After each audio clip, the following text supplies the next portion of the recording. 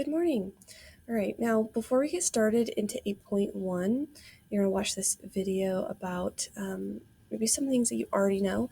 We already went through some of this in class, but I think it'll be important to go over it quickly in this little video. Before you get started, don't forget, grab a note page from the supply shelf that does look like this, what's on the screen. Go ahead and grab one of those. All right, now for order of operations, this is usually what you've seen is something that looks like this, right?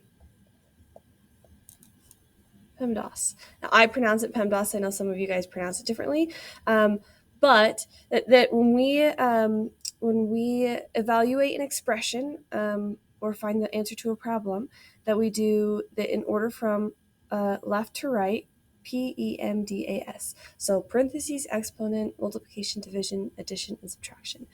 Now, I decided that I wanted to condense it to just GEMS.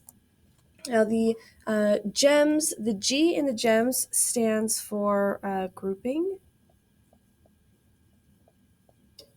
symbols. And grouping symbols are our parentheses. And they look like that. So you always start with your parentheses first. You do the things that are inside those grouping symbols. And then the E stands for exponents. And our exponents look like this. So you can have a number. Our X represents just any number.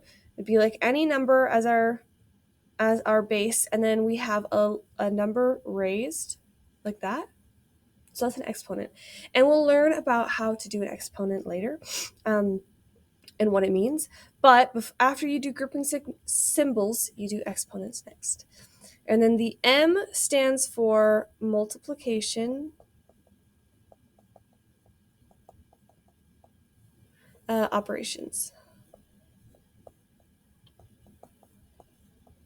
So this is our multiplication and our division. Now I put it as multiplication operations because multiplication and division, you always work left to right when you evaluate an expression. So if multiplication comes first or division comes first, either one, the multiplication operations, division is in there because division is just the opposite of multiplication. So they're just the opposites of each other, so I grouped them together because they are related.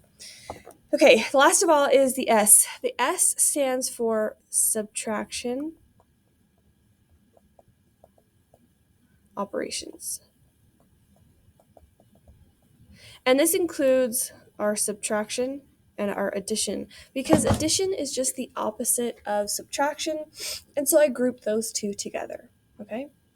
So this is the order, and like I've said before, you always work left to right. So if you're doing grouping symbols and there's more than just one grouping symbols group, then you just work left to right. And then when it's time to do exponents, you're going to do the same thing. You just work left to right. Excuse me. You always work left to right. Okay. Go ahead and draw an arrow like that. Left to right. Always move left to right. Okay, and we're going to use the order of operations to solve these three expressions just for practice. So x times 3 plus 4. Now our first, when it's x plus 3 plus 4, we always start with grouping symbols. Well, there are grouping symbols. So we're going to do those first. So we're going to do this part first, which 3 plus 4 is 7. And then we have 8 times 7 left. And now we're going to do 8 times 7, which is 56. Okay. For the next one, we have 9 plus 3 times 2. So we're going to start with grouping symbols, which we don't have any on this one. And then exponents, we don't have any on this one either. So let's look at the next one, multiplication operations. Well, we do. We have a multiplication right here. So what we're going to do is we're going to do 3 times 2, which is 6. And then 9 plus 6. And then we're going to do subtraction operation, which addition is an opposite of subtraction, so that counts. So we're going to do 9 plus 6, which is 15. Okay.